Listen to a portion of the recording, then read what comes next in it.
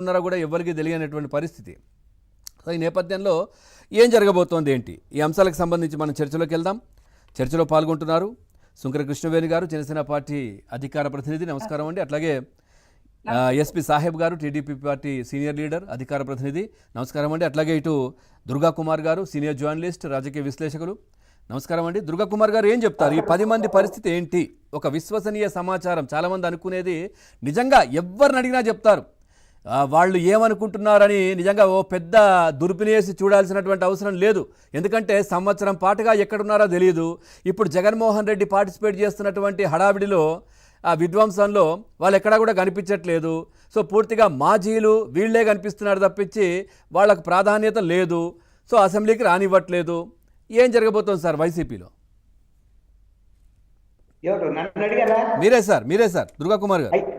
పవన్ గారు సార్, మీకు మన కృష్ణని మన వివేక్షకులకు నమస్కారం అండి. సార్ నమస్తే. ఇప్పుడు ఈ విషయంలో జగన్మోహన్ రెడ్డి గారు విపరీత మనస్తత్వం ఎలాంటిదో అర్థమవుతుంది మన పవన్ గారు.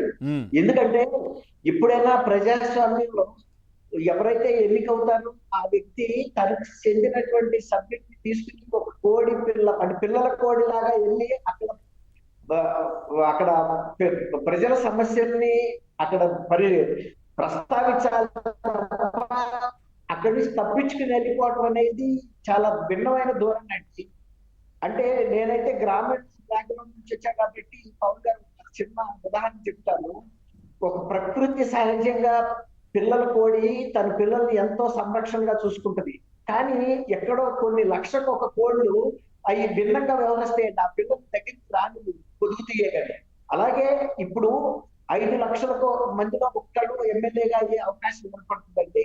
అందులో 151 మంది సభ్యులు ఉన్న వాళ్ళు ఈసారి 11 మంది సభ్యులు వస్తే కనీసం వీళ్ళని తీసుకుని శాసనసభలో మీరు అన్నట్టు వీళ్ళలో ఎక్కువ మంది కొత్త వాళ్ళు తమ నియోజకవర్గాల నుంచి కానీ లేకపోతే రాష్ట్ర సమస్యల మీద తమ వాణి వినిపించుకుని తమ వ్యక్తిత్వాన్ని రాష్ట్ర ప్రజల ముందు ఆవిష్కరించుకోవాలనే కుతూహలం ఉంటుందండి వాళ్ళకి. అవుతుంది. జగన్మోహన్ రెడ్డి అనుకునే పరిస్థితి ఏంటంటే సార్, ఇప్పుడు నా వల్లే వీళ్ళు గెలిచారు, నేను చెప్పినట్టు వినాలి అనుకుంటున్నారు.